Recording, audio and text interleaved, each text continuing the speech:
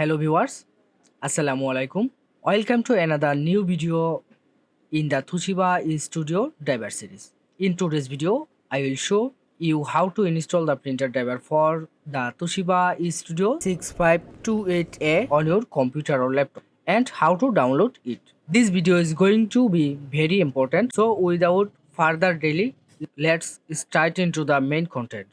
Don't forget to subscribe to my channel for more important tech tutorial like this. For drivers of any model of Toshiba printers, visit our website www.softwareshopbg.com. So let's get started with the video. ড্রাইভারটি set up করার জন্য আমরা যে কাজটি করব আমরা চলে যাব আমাদের ডাউনলোড ফোল্ডারে আমি এইমাত্র ড্রাইভারটি ডাউনলোড করে রেখেছি। এই হচ্ছে আমার ডাউনলোড ফোল্ডার। আমি এখানে ফাইলটি পেয়ে যাব। ফাইলটাকে আমি একটু ওপেন করে নেব। ওপেন করার পরে ইন্টারফেসটা দেখতে ঠিক এরকম হবে। এখানে দুটি ফাইল একসাথে পেয়ে যাবেন। একটি পেয়ে যাবেন হচ্ছে আমাদের ড্রাইভার, আর একটি পেয়ে যাবেন হচ্ছে পাসওয়ার্ড। আপনারা পাসওয়ার্ডে ক্লিক করে আমাদের কাছ থেকে পাসওয়ার্ডটা নিয়ে নিতে পারবেন। ড্রাইভারে ক্লিক করে ড্রাইভারটা সেট আপ করে নিতে পারবেন। ড্রাইভার ফাইলে ক্লিক করব। ক্লিক করার পরে ইন্টারফেসটা ঠিক এরকম আসবে। এখান থেকে যে কাজটি করতে হবে, ড্রাইভারটা সেট আপ করে নিতে হবে। এবং এই ড্রাইভারটা আমি যখন সেট আপ করতে যাব তখন একটি পাসওয়ার্ড চাবে। তার জন্য এই পাসওয়ার্ড ফাইলে ক্লিক করে আপনারা পাসওয়ার্ডটা নিয়ে নেবেন। এবং সেকেন্ড স্টেপে আমি দেখাবো কোথা থেকে ডাউনলোড করবেন। তো এখানে ক্লিক করব। ক্লিক করার পর এই হচ্ছে আমার ড্রাইভারটা চলে আসবে সামনে। দেন ড্রাইভারে ক্লিক করব। ক্লিক করে এখানে পাসওয়ার্ডটা দিতে হবে। এখানে আমরা কিবোর্ডে যদি কোনো কিছু টাইপ করি এখানে কিন্তু দেখা যাচ্ছে। এই শো পাসওয়ার্ডটা যদি টিক মার্কটা যদি আমরা তুলে দিই তাহলে এখানে যা টাইপ করব কোনো কিছু দেখা যাবে না। পাসওয়ার্ডটা এখানে টাইপ করে চাইলে এখানে শো পাসওয়ার্ডে ক্লিক করে পাসওয়ার্ডটা দেখে নিতে পারবেন। আর যদি সঠিক থাকে দেন ওকেতে ক্লিক করব। ওকেতে ক্লিক করার পরে কিছুক্ষণ অপেক্ষা করতে হবে। কিছুক্ষণের মধ্যে ঠিক এরকম একটি অ্যালার্ট চলে আসবে আপনাদের সামনে। এখান থেকে যে কাজটা করব আমরা, এখানে অ্যালার্টটা আসার পর এখানে ইয়েসে ক্লিক করে দেব। পরবর্তী ইন্টারফেসে নিয়ে যাবে এবং পরবর্তী ইন্টারফেসে যাওয়ার জন্য কিছুক্ষণ অপেক্ষা করতে হবে। কিছুক্ষণের মধ্যে ঠিক এরকম একটি ইন্টারফেস চলে আসবে। এখান থেকে I agree to the terms of the licence agreement এখানে ক্লিক করে দেন নেক্সটে ক্লিক করব। এই ধাপে আমাদের মূল কাজটি শুরু।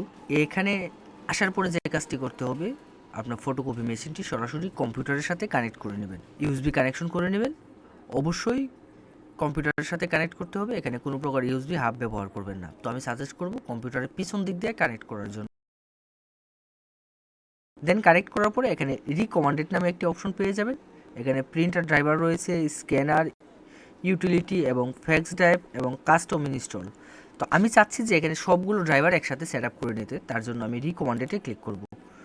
রিকমান্ডেডে ক্লিক করলে ঠিক এরকম ইন্টারফেস আসবে। এখান থেকে নেটওয়ার্ক অথবা ইউএসবি পোর্ট দুটি সিলেক্ট করে দিতে পারবেন, অর্থাৎ আপনার যেটি প্রয়োজন। যদি কেউ নেটওয়ার্কে কানেক্ট করতে চান তাহলে যে কাজটি করবেন এখান থেকে নেটওয়ার্ক লোকাল পোর্ট সিলেক্ট করে দেবেন। আর যদি ইউএসবি কানেক্ট করতে চান তাহলে ইউএসবি পোর্ট সিলেক্ট করে দেবেন। তো আমরা বেশিরভাগ ক্ষেত্রে ইউএসবি পোর্টই সিলেক্ট করে দিই, কারণ আমরা বেশিরভাগই ইউএসবি ব্যবহার করে থাকি। তো আমি এখান থেকে ইউএসবি পোর্টটা সিলেক্ট করে দেন ইনস্টলে ক্লিক করব। এখানে ক্লিক করার পরে ইন্টারফেসটা ঠিক এরকম আসবে। এখানে একটি সিলেক্ট প্রিন্টার পোর্ট চলে আসবে। দেন এখানে ইউজ দ্য ফলোয়িং পোর্ট চলে আসবে।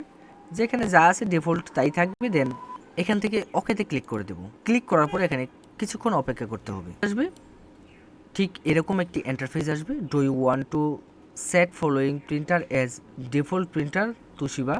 আপনি কি এই প্রিন্টারটাকে ডিফল্ট করতে চাচ্ছেন কিনা? যদি ডিফল্টে রাখতে যদি চান তাহলে এস ক্লিক করে দিতে পারেন অথবা নোতে ক্লিক করতে পারেন। তো আমি প্রিন্টারটিকে ডিফল্টে রাখতে চাচ্ছি না, তার জন্য আমি এখানে নো ক্লিক করে দেব। দেন এখানে একটা একটা করে সবগুলো ড্রাইভার ইনস্টল হয়ে যাবে। কিছুক্ষণ অপেক্ষা করতে হবে। কিছুক্ষণ পরে এখানে ফিনিশ অপশন চলে আসবে। এখানে ফিনিশে ক্লিক করে দেবেন। দেন একটু চেক করে দেখবেন ড্রাইভারটা সেট আপ হয়ে গেছে। অবশ্য অনেক ক্ষেত্রে যে প্রবলেমটা হয়, ড্রাইভার সেট আপ হওয়ার পরেও ইউএসবি কানেকশনটা পায় না বা স্ক্যানারটা সেট আপ হয় না। তো সেই ক্ষেত্রে যে কাজটি করবেন, আপনারা কম্পিউটারটাকে একটু অফ করে অন করে নেবেন, তাহলে দেখবেন সবগুলো ড্রাইভার প্রপারলি সেট আপ হয়ে গেছে। দেন এখান থেকে ফিনিশে ক্লিক করে দেব। এখন আমি দেখাবো হচ্ছে কীভাবে এই ড্রাইভারটি আপনি আপনার কম্পিউটার বা ল্যাপটপে ডাউনলোড করে নেবেন। তো ডাউনলোড করার জন্য আমরা যে কাজটি করব, আমরা চলে যাব যে কোনো একটি ব্রাউজারে, মোবাইল অথবা কম্পিউটারে একটি ব্রাউজার ওপেন করে নেব এবং ব্রাউজারে সার্চ বারে চলে যাব। সার্চ বারে গিয়ে আমাদের ওয়েবসাইটের অ্যাড্রেসটি এখানে টাইপ করব। আমাদের ওয়েবসাইটের ঠিকানা হচ্ছে softwareshopbg.com। অবশ্য আমি ভিডিও ডেসক্রিপশনে ওয়েবসাইটের লিঙ্কটি দিয়ে দিব। তো আমাদের ওয়েবসাইটে যাওয়ার পরে আপনি যে কাজটি করবেন, এখানে একটি সার্চ বার পেয়ে যাবেন। অথবা পুরো ওয়েবসাইটটা আপনি চাইলে ঘুরে দেখতে পারেন একবার। দেন এখানে সার্চ বারে ক্লিক করব। ক্লিক করে আমার যে মডেলের ড্রাইভারটি প্রয়োজন এখানে সেই মডেলটি সার্চ করব। এখানে সার্চ করার পরে এই অ্যাভেলেবেল মডেল সবগুলো মডেল এখানে চলে আসবে। এখান থেকে আপনার আমার যে কাঙ্ক্ষিত মডেলটি রয়েছে সেটি খুঁজে নেব। এই হচ্ছে আমার মডেলের ড্রাইভার। এখান থেকে রেড মোডে ক্লিক করব। ক্লিক করে এখান থেকে বিস্তারিত ইনফরমেশনগুলো দেখে নিতে পারবো। আর যারা মোবাইলে ভিজিট করবেন তারা একদম নিচে চলে যাবেন, নিচে সার্চ বার পেয়ে যাবেন, সেখানে গিয়ে সার্চ করবেন।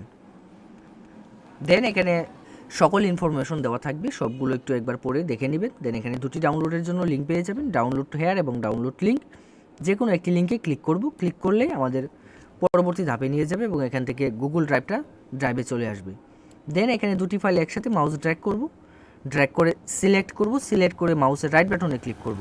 রাইট বাটনে ক্লিক করে এখান থেকে ডাউনলোড অপশন সিলেক্ট করে দেব। কিছুক্ষণ অপেক্ষা করতে হবে, কিছুক্ষণের মধ্যে ডাউনলোড হয়ে যাবে। আপনার কম্পিউটার অথবা ফটোকপি মেশিন সংক্রান্ত যে কোনো সমস্যার জন্য যোগাযোগ করতে পারেন আমাদের ওয়েবসাইটে দেওয়া নম্বরে। এবং যে কোনো মডেলের ড্রাইভারের জন্য অবশ্যই ভিজিট করতে ভুলবেন না আমাদের ওয়েবসাইটটি। ধন্যবাদ সাথে থাকার জন্য। এরকম টেক টিউটোরিয়ালের জন্য আমাদের চ্যানেলটি অবশ্যই সাবস্ক্রাইব করে রাখতে ভুলবেন না।